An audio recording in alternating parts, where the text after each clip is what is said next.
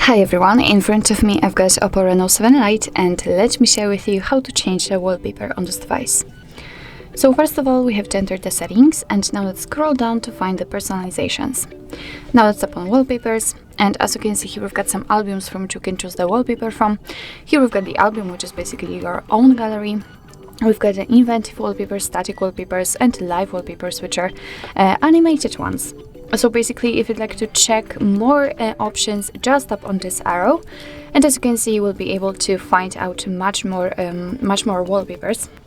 And if you'd like to check the preview of particular wallpaper, simply tap on it. So for example, this one, as you can see, it will be immediately applied to the full screen. You can, if you decide that you want to set it, just tap on apply. Now you can decide where you want to set it, so as a lock screen or both, so the home and lock screens. And I will pick this option, so let me tap on it and wait a second. And now we can go back, and as you can see, the wallpaper has been applied successfully. So actually this is it. This is how to set the wallpaper in your Oppo Reno 7 Lite.